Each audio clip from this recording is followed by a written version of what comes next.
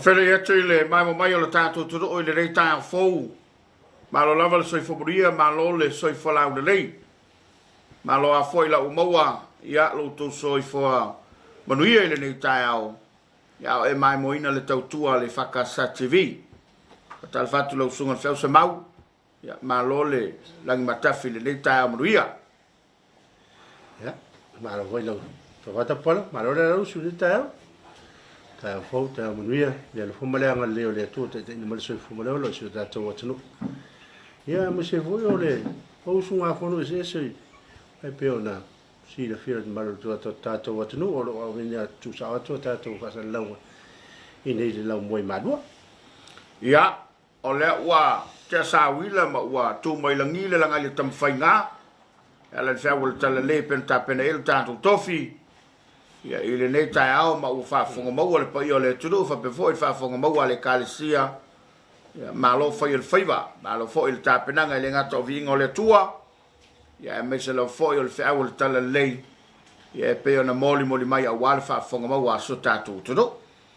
Me le mole langa whaftai tele, le sunga tātou tofi, le sunga le opsesoni atu maru akeri, ia mai le EFKS Blockhouse Bay, ia o kilani New Zealand, ia o le purenga Waitakere, alo fai lo yen fai ngali tui ne vai tau le savalinga mea whakatei tele mo le whea mori ia a matei fui e tātou whea ma tātou ngalwenga o ne ia suru talawa ia ma o sui fua lau lei ia a wale tau tuaina o le kālesia e a lei le tofinga o tofiai ia ma le fatua o le wuli whaftai ma le i tāpoi ngal sunga le whawhengai ia se siro torwaa ma le fatua i whapere kālesia i Blockhouse Bay.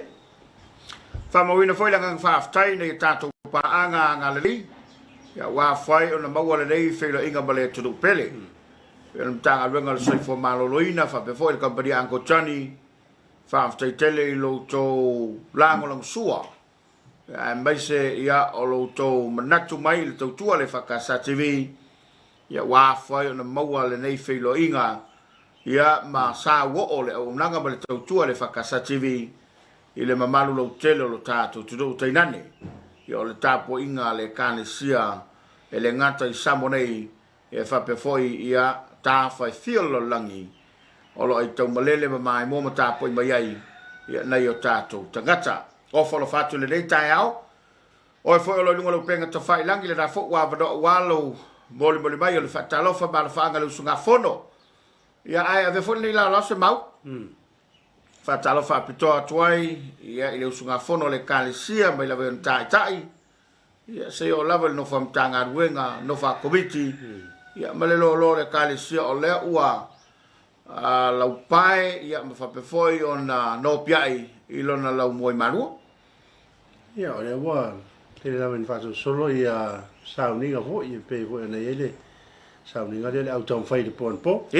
Ia o ni tai au i le tūla e iwa, ia o le sauninga le tina, mafutanga tina, mo tia pensione e po se penale tula iwa ia vene tu sa o foi tatou ala trinita ia fa solonga la vai ia ma ia tula vai le ila matino le sui al fontele le vai so momo o le tawol na o le fa fong mawal tatou tudo o ne emsia mese lava oile o le mfaina pa mai manua ele ngata ia tono mau fa pe voi sa monei ia o taurumanga e maiso sauninga o lo whanga solo lau moi malua o le mai mo mai lava i le unanga le EFKS TV se vanga na ai le whanousu ia e le mwhai ai pitai o sauninga e pe o na saunosunga se mau e ia le sauninga whapitoa le mawhtanga tina ia e alo ia ina i o tātou tina wa pensione pa o le malolo ma le whau ma ngā ruenga o le ala mai mo ia ile tulai vai le tai ona i lunga o tātou televise.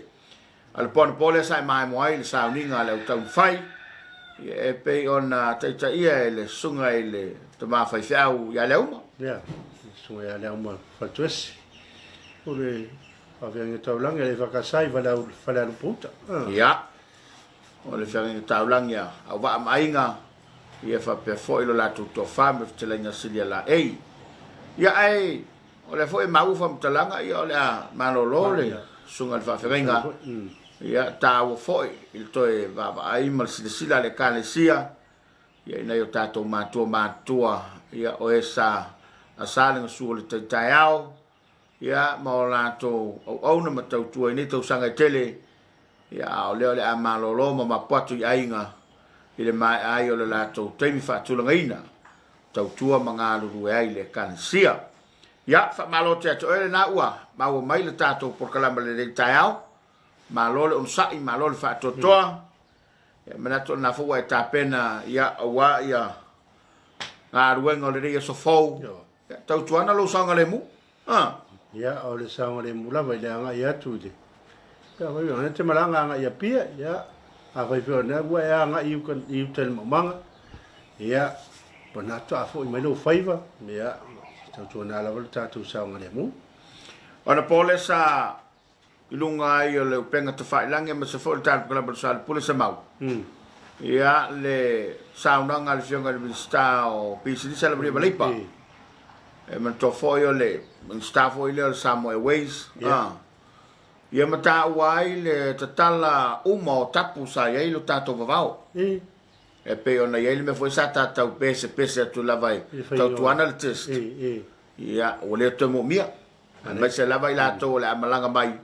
E pe ia la i whasalunga le malo o leo le anginga i lungo le ea ma le tudu. Ia o se tala fia.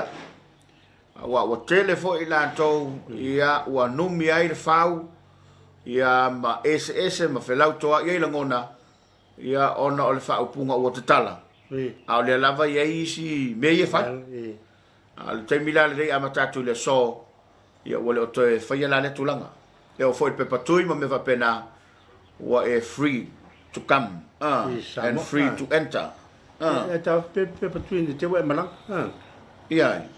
Oi, e tu atono le ata lunga le whamtalanga i le Sau Samoa. No mo pepatui. Nā le pepa skalatu mo le pepa pia Samoa mai. Mangai.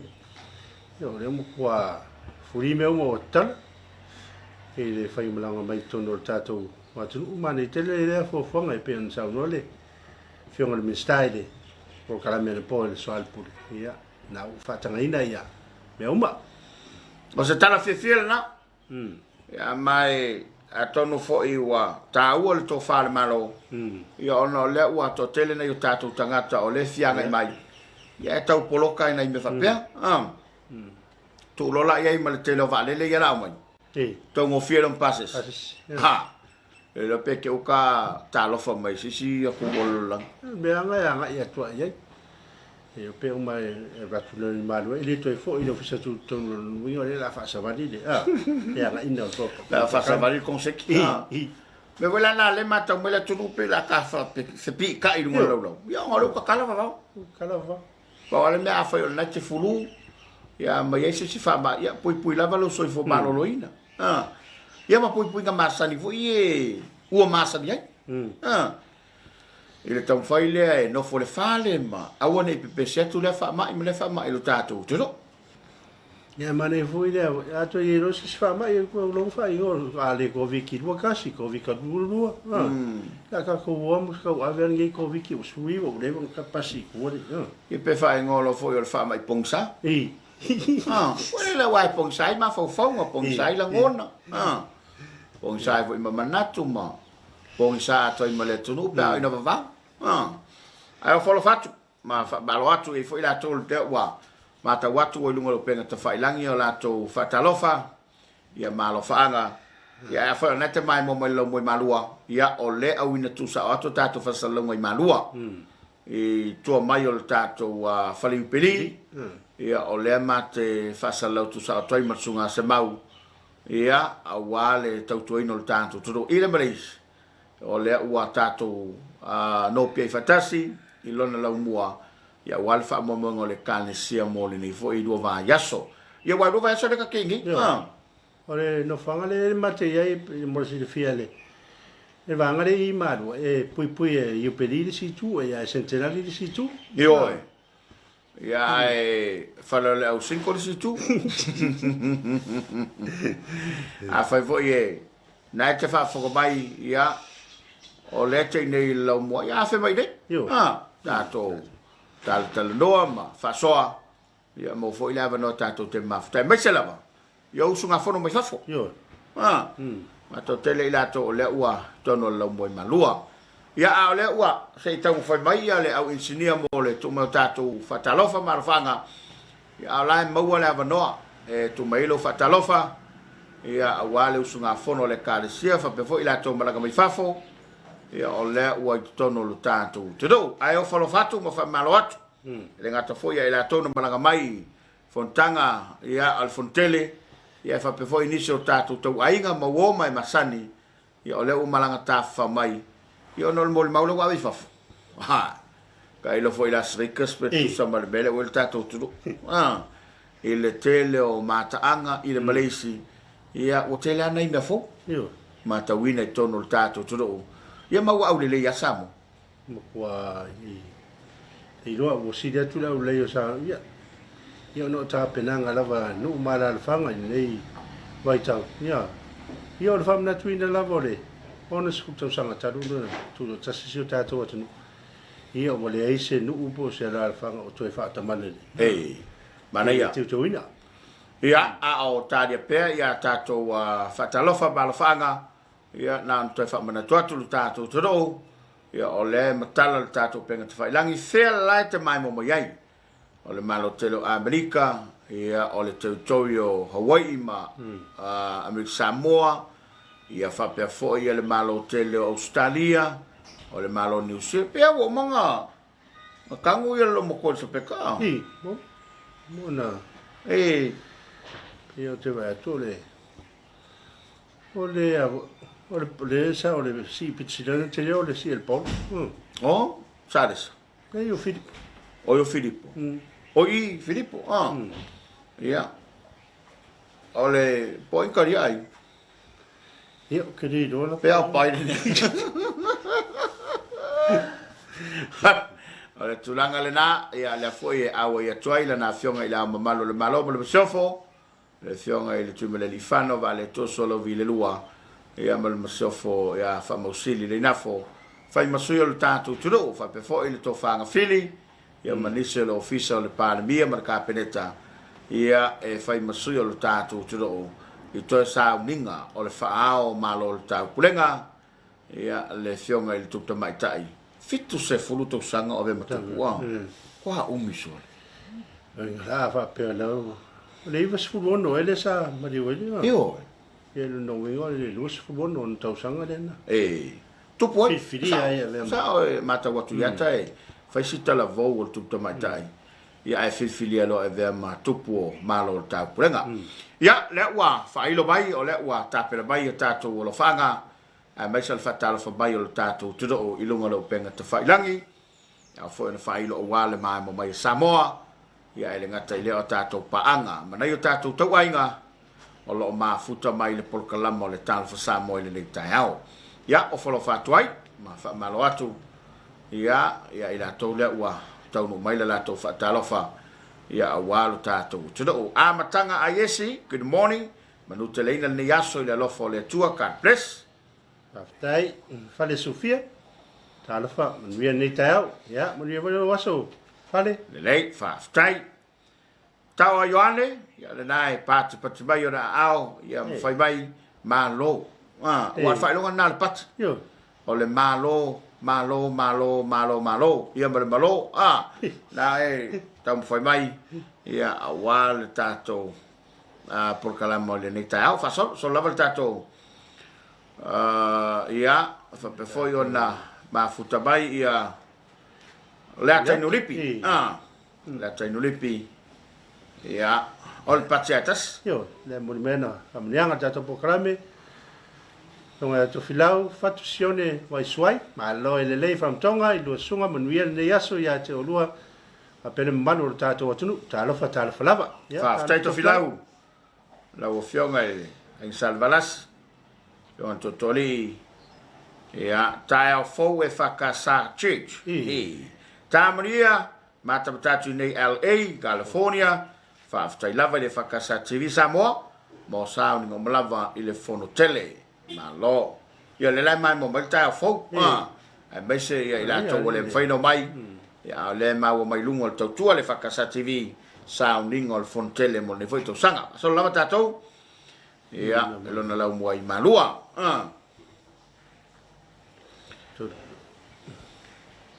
Ia. Ino le ia faile tolva. Talofa ila sunga mau mala to fata pola. Ma lo folau fata lo fatu na ai o mai fale ula na yafu msala ilua. Ma lo so fo faina. After tell him after mai. O mori foi la fata lo fa na yo ainga. Ya. Olo tal lavale. Ni so tato lo fanga. Ya, Paul Asiu. Ya, na olo mafta mai. Ya, fa pe foi Paul Asiu. Paul ale. La soi mai. Se leota si wa ana good morning mo lo sunga le ta fo ma lo so fo Maria. Ma lo volta tu atu famiglia tele le tua. Allo fatu watching from Wellington, New Zealand. Ya, ma se sa vale mori mai ona. Lo fanga fa mundianga ja tu programi. Ya, man we for ni yaso. Se sa fa ngai tu tim fa. Ya, po fe lava me ni yaso. Ya.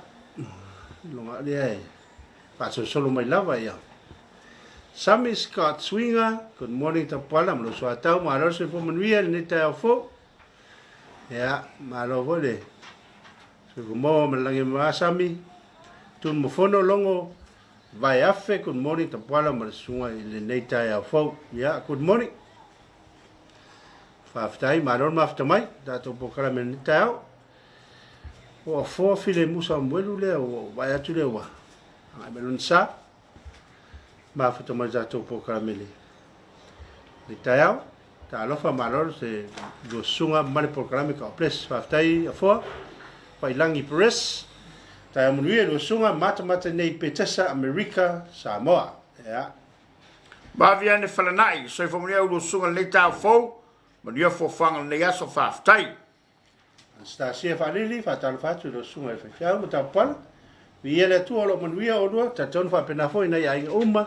Ai lo fatu mo ro mo niel programi faftai vai tu ya la fo wa ma watolo e ma futa bai tato programa o le netaiao ya mai se foi la le lenga leota le tau o tutulatu o le wa se mai luma lo sa good morning so ifo mo niel lo sunga ma lo le tau tua i lo sunga mo niel foi fenga ele kale siawao ya man funtanga mo niel fo fanga lo fatu God bless faftai.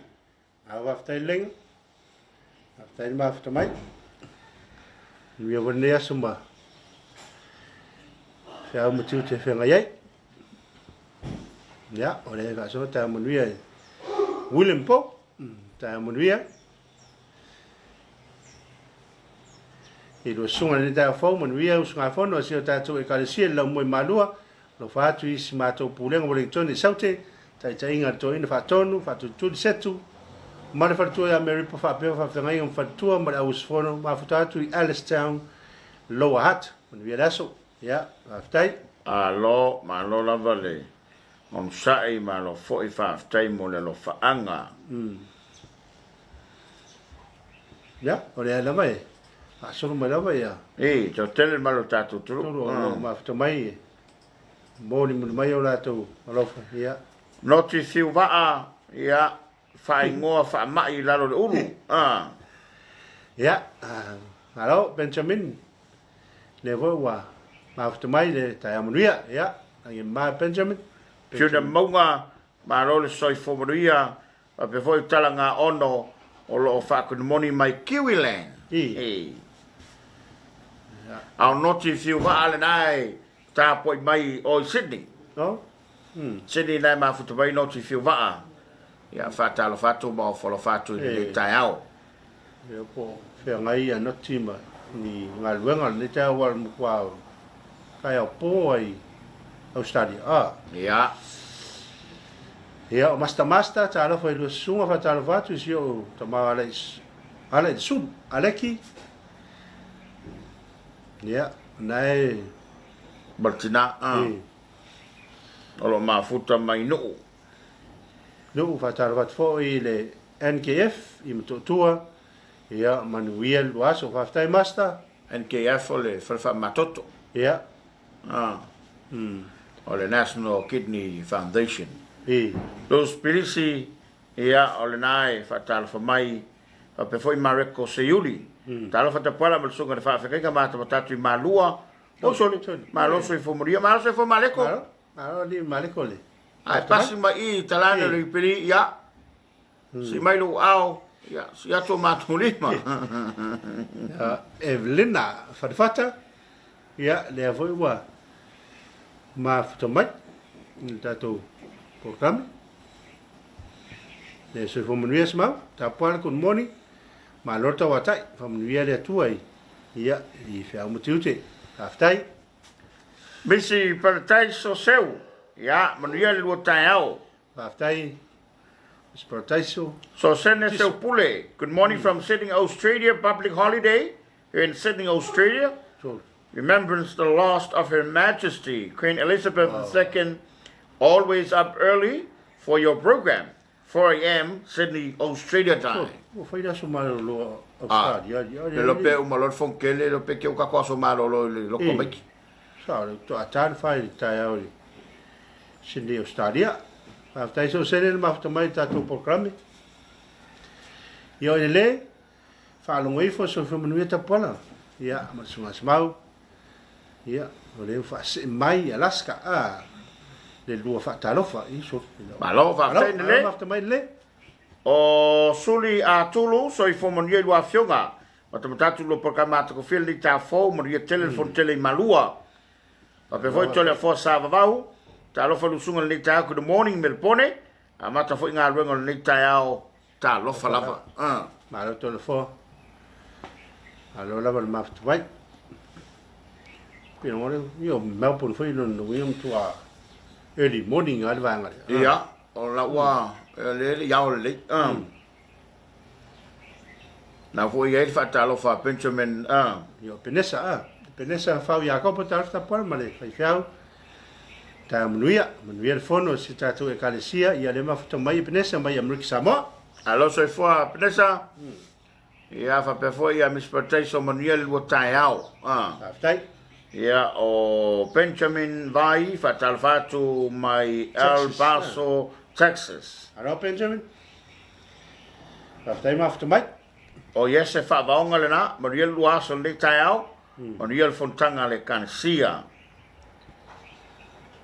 ia la ngare mo umana Eo. la la tu Pe kau foi ma kau fo I kua lo langa ka le fa ia mai le ia se fa vaonga na oma ia le fatua ia ana utalanga so manuia rep tavet fa pelo su tapala manuia lo faiva ene aso ia Alo fa tua tai. va foi le sunga le ringa ia talanga Ioane langi ni we maloso I fomo lo sunga ta fo le lo fo le tua. Malonga lo mese da wa ia le Cansia mo Fontanga. Alo fatu mai nei Invercargill, New Zealand. Ia le yaso. malo ia le ata inu lipi tal fa tapala ma le fa fenga ni tao ma le fo mai fa nunga leo ne asfo vi ai lava le tua ia manuia la mtanga lo programa tongo fio ni tao ma au le tua I me uma ia manuia fo le fontele se tatu e kalesia fa tai data ia Ya, o lo tau a fielo lo moi malu e le lofa malanga le tua, fa tau no manuia la fontele lo fatu mo lua, manuia lo po kalama le tau fa lo ngatu Wellington. Ya, o lo kwa ko kele a tato pa angal nai fa solo mai la to fa Talofa. Ya, tu mai pelunga tato fa Talofa fa mole ia le au nga lu le fa Talofa. Ya, ona o le ua tau patimai lo tato tudo.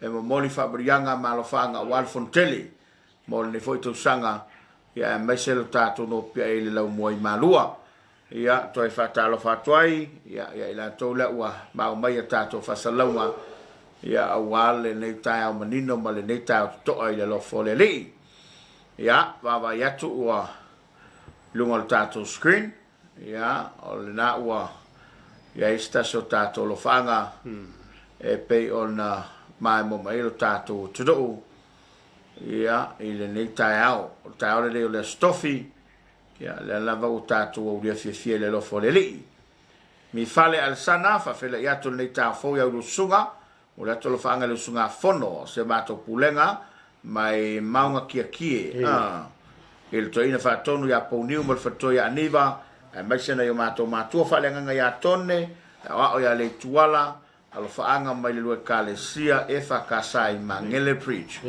preach ya no pere se fica ta Manuel lo sunga Manuel lo aso watching from North Carolina ya va tai pele le mafa fiti sa wapati ma lo sa se lo tapala ma sunga le faifia lo fa tu sunga to ina fa tonu ma le pulenga sini ma tu e le fontele ma lo va tai le mafa alo fa tai ya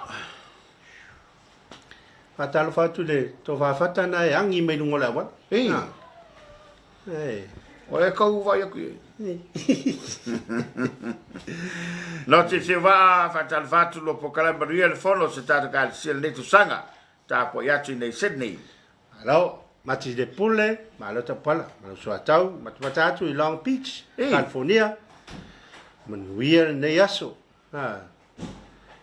ya mga luenga lo fatu lo ainga pele si fanga fa la tai na mi missa me lam ma lo fa tai mati alo fatu fo ya to male ainga ka leopa ene mai California soi fo manuia ya ni sa fa ma lo soi fo manuia lo sunga ni ta fo ma tango fere o ya tu programe mo ya to lo fa nga de sunga fo no mtanga luenga ni sila sauti mai se le lau mua atoa mafuta atu from Christchurch, God bless. Aftai. El sapeta taula ta maria go sunga malo leusu. Malo le tau tu atu maria fontanga i malua. Fatu nei ainga i mangangi ma ainga o se tautonga i lo tuano.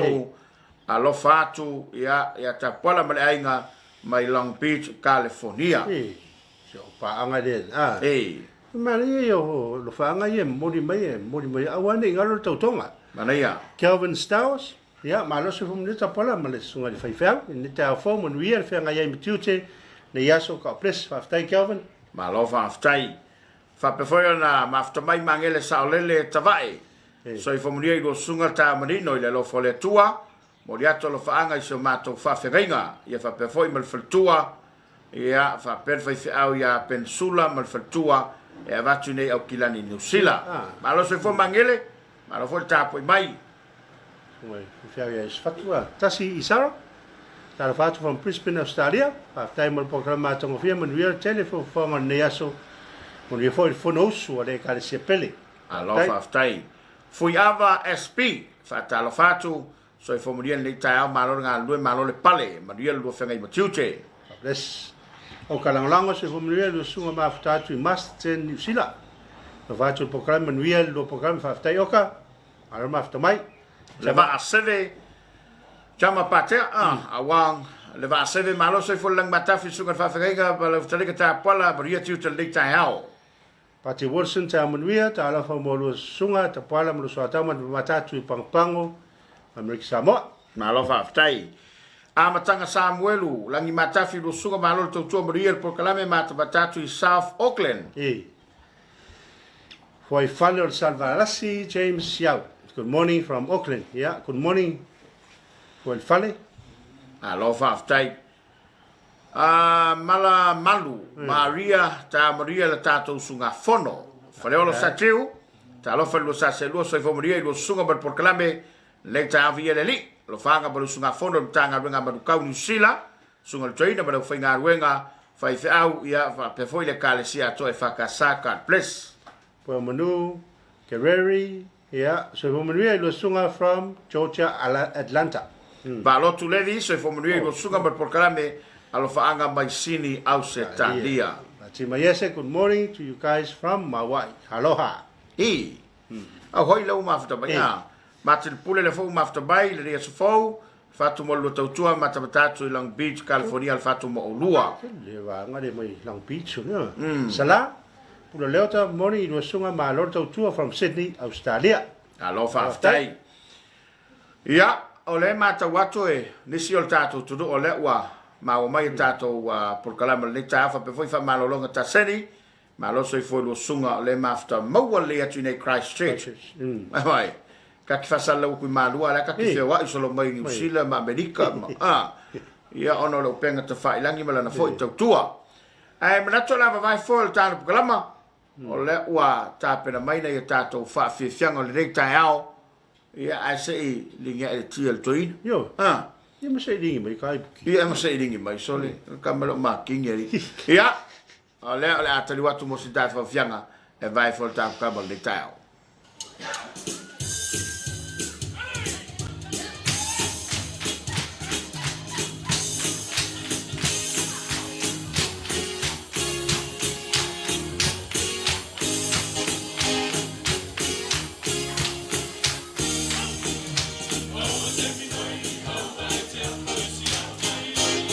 Musik.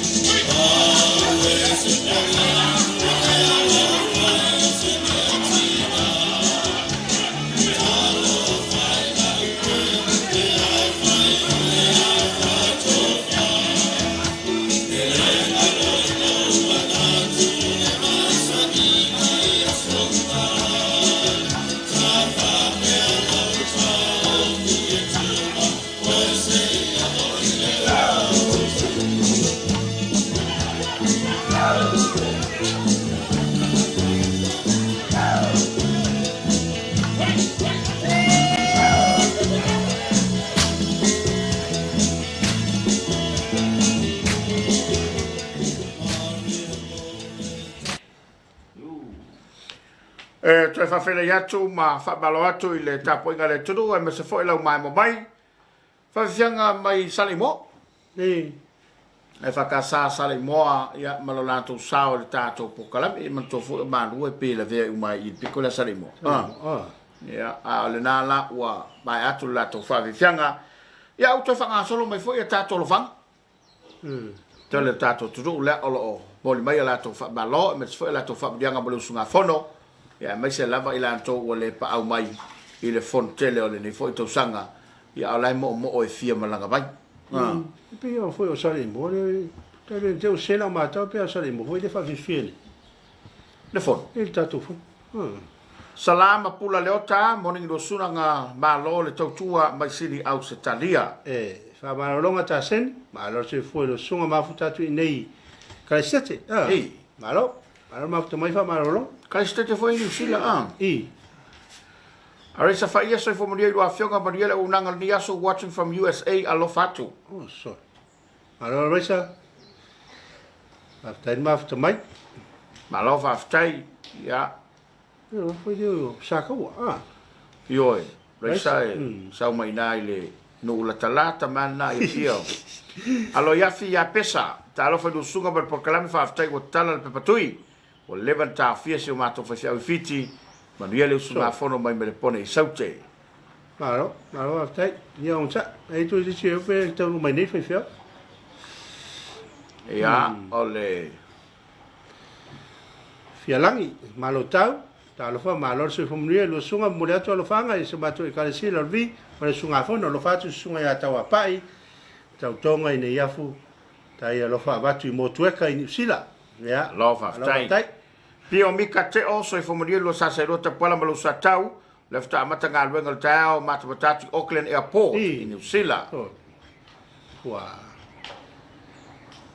o siana kaisa ya talo fa lo sumo manuel pokala manuel sunga fono lo fanga ma se mata fa fa to ne ya pativili ma fa tua ya matalena fanga mai San Francisco yo lo sunga fa fa ngai sala mua ya al kakale fa ya comments pe ko overse te fangu talo fa tamaria ma le langi matafi lo ftalenga ma lo sunga fa fiau ma ta go fie pokala beli tau ya auto ya olea ua tau manuia ma ya Ablin ma sua ama sa fa so manuia lo sa se lo le mai background lo tua o se malo aftai temile nei wa tau teu mai lo ma fale sorry in so fa imani vai salo ya fa o yo anyways ya manuia sunga follow in si le sauti ma si sunga fota tasi na no more lots of facts and love from Christchurch area o mai email apelin masua lo fateleatu mai Wellington mo aulo sunga fatalo fatu ya tasi malo tu tasi ngale plek ya le fo fa after mai mo unanga ya suma lo minuto te sutas malo isiaro Dave fangu mo te ale sfulu ya mato ile aslulu mato matatu nei vai masima Utah Salt Lake Salt Lake malo allo fatu ya allo fatu ya posso fa appel lo sa se lua ya fa aftai ya o Pepe Mangele na foi e fa aftai mai mo le unanga le tau after te Samoa fa pe foi kava isa ko lo fatu lo va se lua aftai mo le live mo yel fon le usunga fono le kalesia aloha kat place mai Hawaii nei la to mai lava le ya pe Mangele na fatu muna to lo ta aftai mo le unanga ni tau ye le ma fatu mai America Samoa ka vai sa ko fatu lo va se lua fa aftai mo la man mi telefono le kalesia aloha ka place mai Hawaii nei fa aftai kava fa aftai mo lo fanga ba se la to le wa mau mai tatu po kalaba ile nei tai ao ale mata watu le taimi to fa minute ya ona afa leo le tu la fitu ya le vo ta pena mai nei tatu fa fi fianga o le nei tai ao ya mal fa bo moe uma tato fa fianga ona mai mo le stasio fa linga ia po fa salonga fa toa mai fa lo fa to anga ma to foi le taimi fa to ngaina lea ia ole por kalame al fa lo fa to anga ia mene ia olai wo fa la to fa to ol melana o le mo mai sa no ile melis ia ona ole fa salo tu sa to malua atono le mafuanga le ole pa mo yai o le ale a mai mo le todo i fa fianga ia ona se mai fo ile ala to fasalonga ia mana i fa fianga tao ia na to fo mai le am fa nga solo to fa maina o le tato po kala martalo Samoa lo mo pelo wa no to mai la fa Talofa mau fa mdianga le sunga fono mo le vai aso ma le vai aso fo o mai le mai mo i nei fa fianga le tao Manolo muna waluma. Emanuel no malo, tu vida Emanuel. Vele, droga.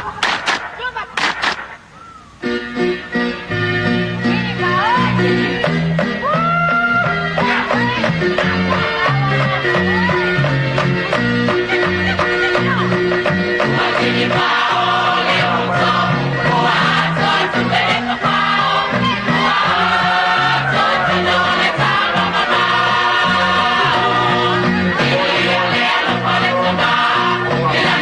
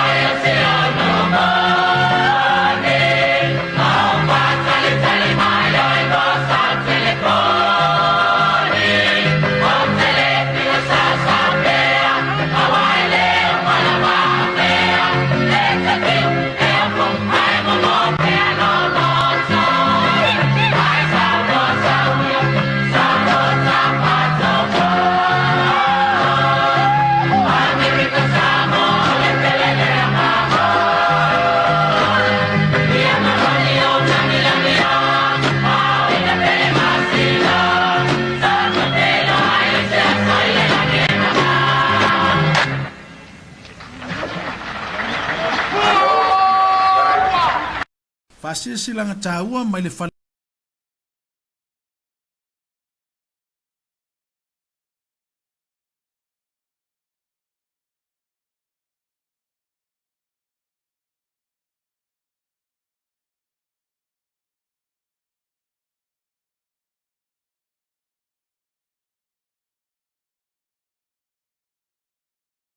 Fasisilanga vanofa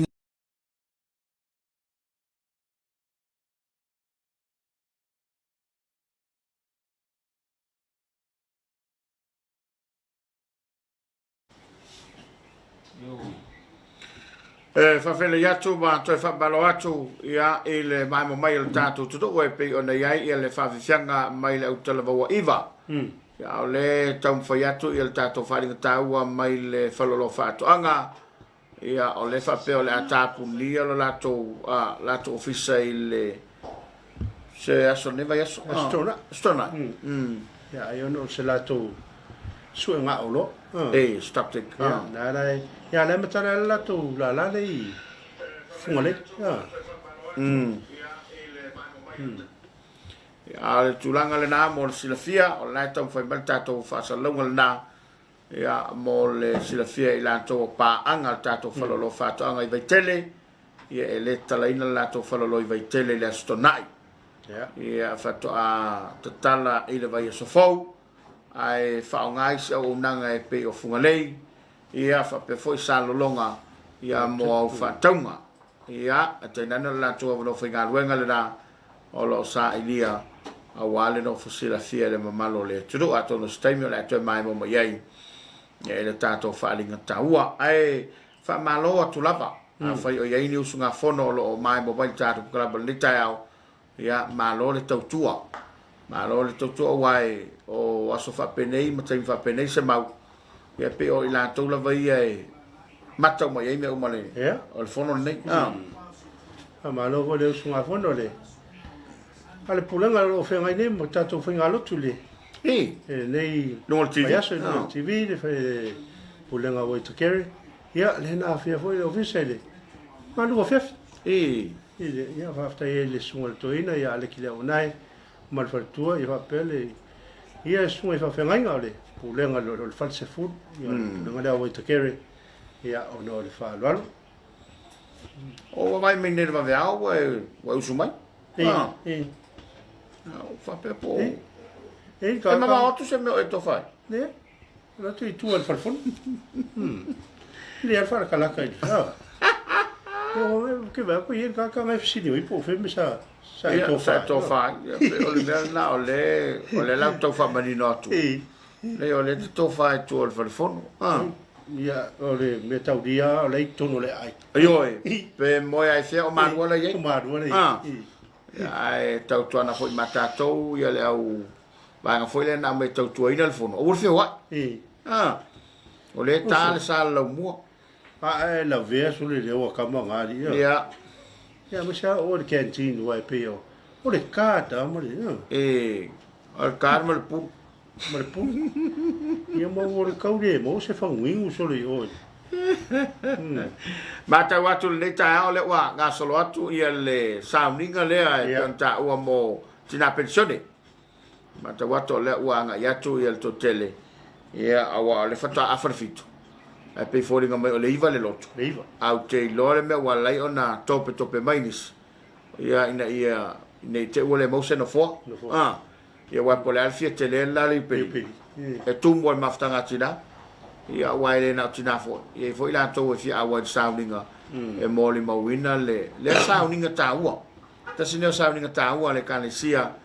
Ia ona o le alo ia ma le amana ia. Ia ona yo tātou tina ia o le amalo lo mai fia au mana ngarua. Ia ona o le tuane maanga tātou tina. E tā pena mamau. Ia. Ia o sauninga le anafi. Ia. E rei tā ina le teime tau ina. O leva na. Walu le. Me hoi nai le ona mao popo me nei o le maftanga tina. Ia o tātou. Ia. E ta watu ia tātou e whai o le whai mea tafulu. Ia. Ia a le whai mea pepelo isi tei. Ia ai ta tonu lava. Ia o le mao poponga lea ia mai. Ia le talafoi le a Ale ai se tina. Oh yo. E pe wale a toa le ai. Ia. Yo, na ia ne, me ia pe o la pito mai lumba tato. Wa. Ia ai uri mai tina. Ia la foi ia o ka ko wili fai do ia. Ta penanga nai tina. Ia. Fa balo atu, balo fo ia ila to o le ua tonu lavo so tato tunu malanga mal motele sala fai. Nai mtanga luenga lua ia le motele sala fai mal no fa pulenga. O falo fatu ma fa talo fatu. Ia mana toto te lo la sau sori le sa. Asa. E wa per ni vai aso fono tanga fa komiti. Ia me so nai sa uninga ia e fa te ni vai aso. Ia a o lo mai le vai aso fo. Ia mo le fontele. Le ina ta o le fontele. Ia o ai fa isi to tele o le tuno. Ia me so le kalesia. Ia e auto va mai le lau mo i malua. Ia tato lo foi tapu masa lo mo. Ma se foi na to fa mana tuatu. Ia ila to lo no piai. Ia fa pe foi ila to o leo me to tuina le fon. Ia to tuana tapu masa lo mo.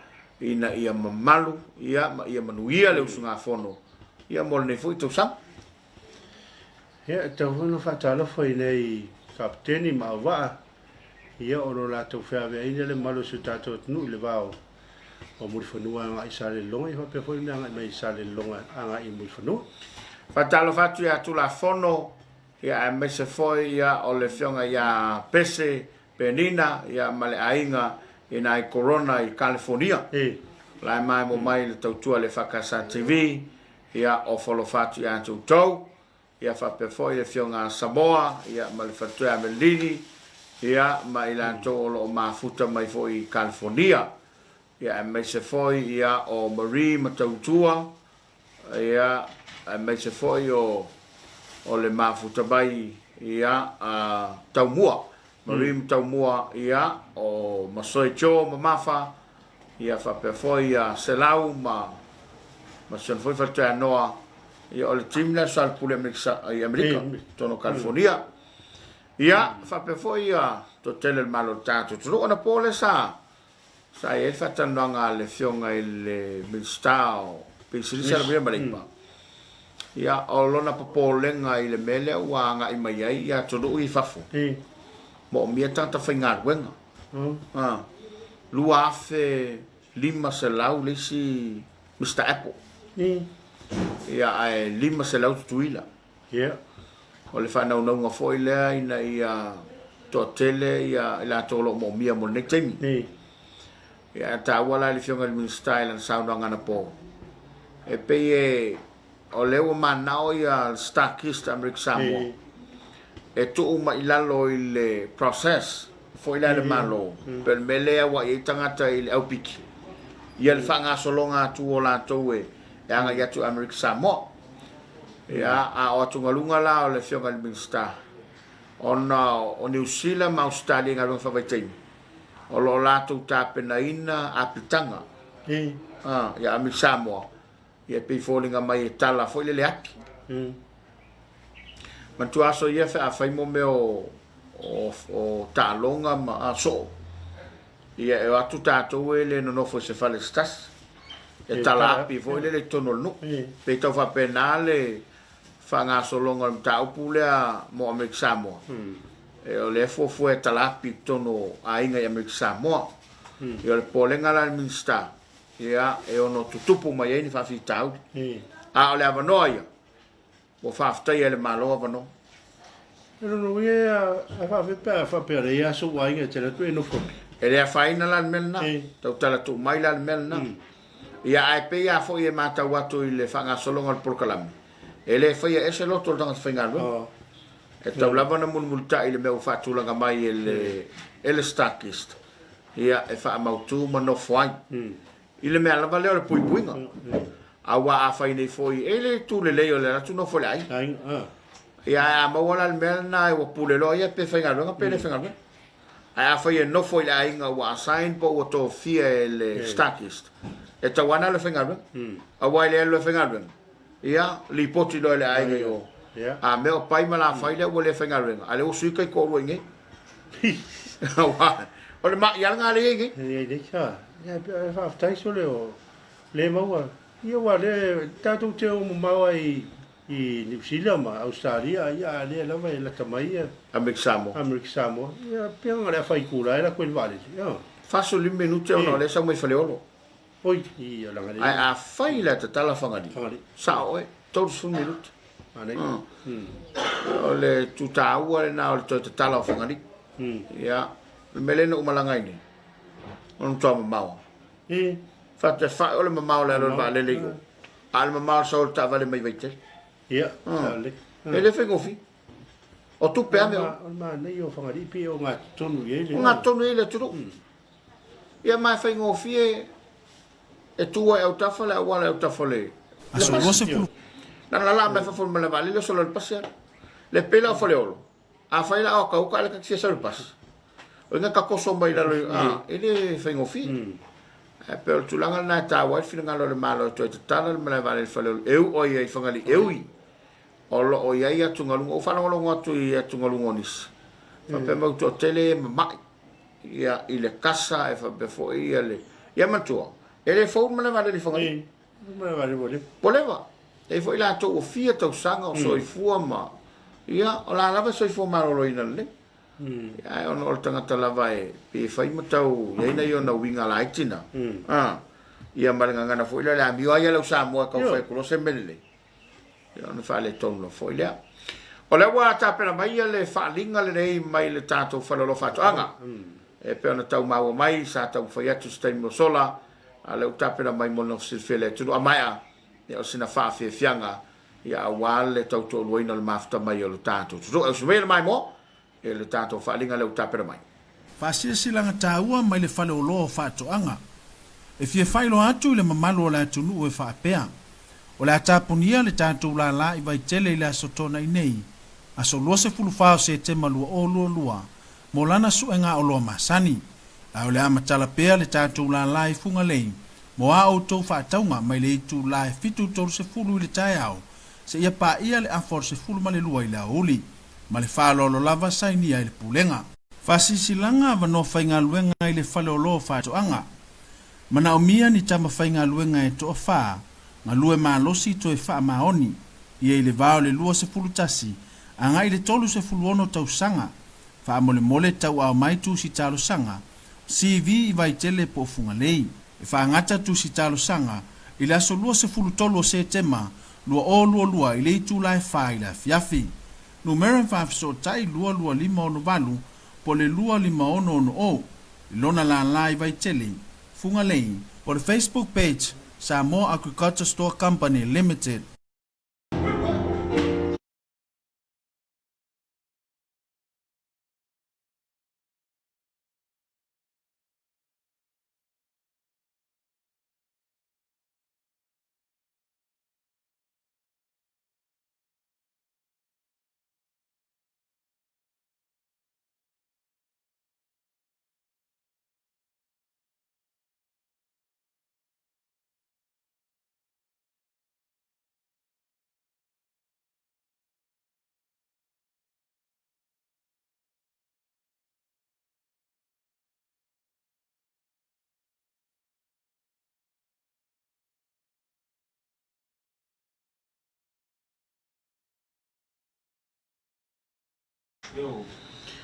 Faso mo fa minuto le o tsaile fitu ia ai na solo mai lo fa vifianga a fale tua ia la mala au mai o ni le sole la calva ia ai fa balo atu no stai mi ona to fa o le tato fa vifianga le na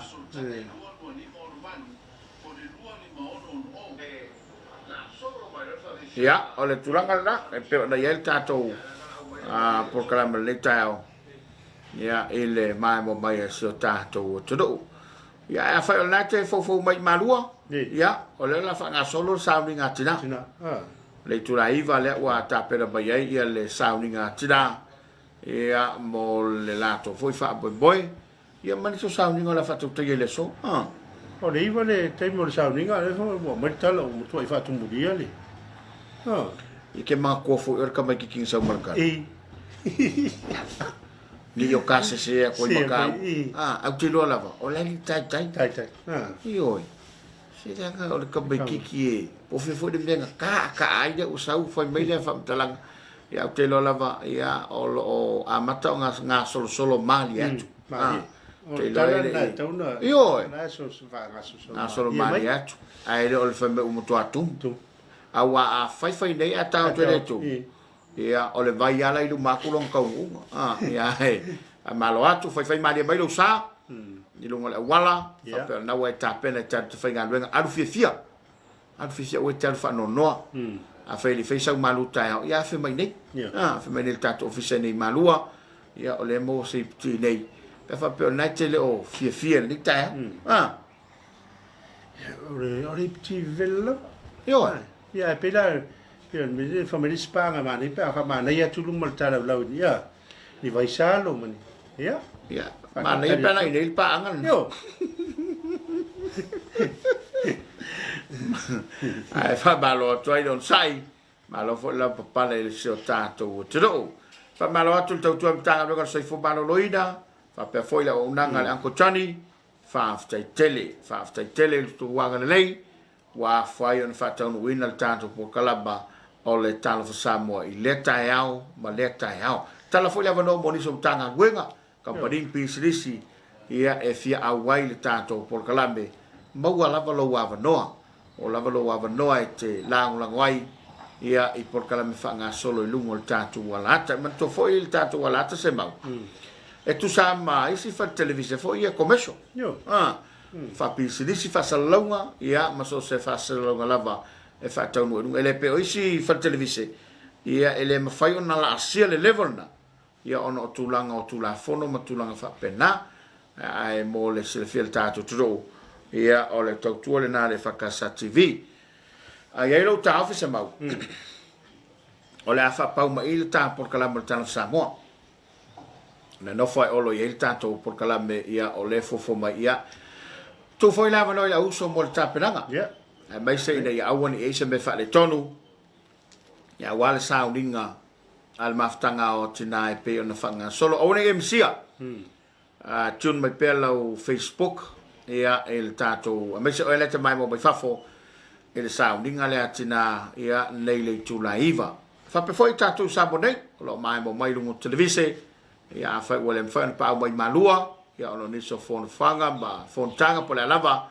ia au te pole mau mai pela unofo ia mai tapo ia lungo tatu alata leo le a tu sa o toi tatu vasalonga ia sa uninga lo fanga solo ile lau moi malua ia o so e fenga ye voi vai tiu te fe o le aso ia man tele ia fe mo tiu te fenga ye e toi va fu foi pe a tali tu lai ile sa uninga tinale tu e wina tu sa wa tu i lei lau moi malua o nai fa fianga ia matau lunga tal kala Talofa Samoa le uta pena mai le ufai garwenga ia awale mai moanga lo tatu tu ai mario faiva fai malulo waso kala le slow makua vai o ngea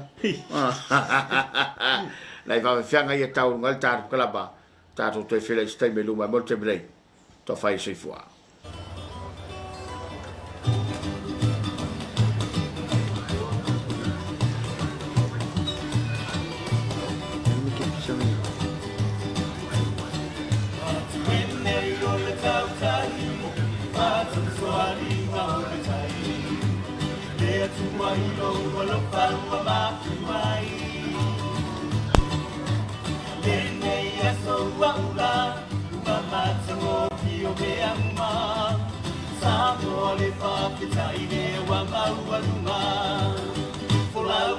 Samoa, Malafa Tua, no Watu, no Fabai, Pabua Mua, Watu, Lolo, Sepuru, Sana, Wapama, Natina, Samoa, Wala, Leo, Deni, no Le Pacifica.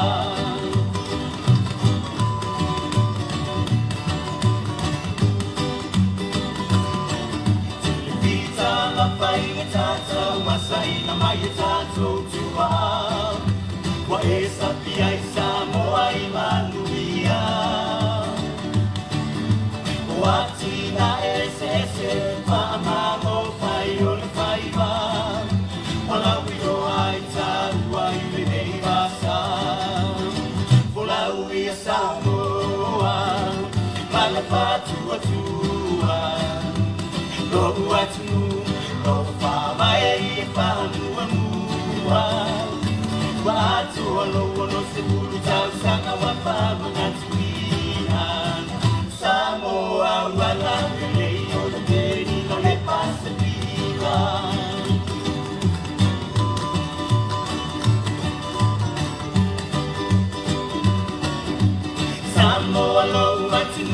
te le tuatai mai tu mau E tasi la mau e ilo roto le whamamau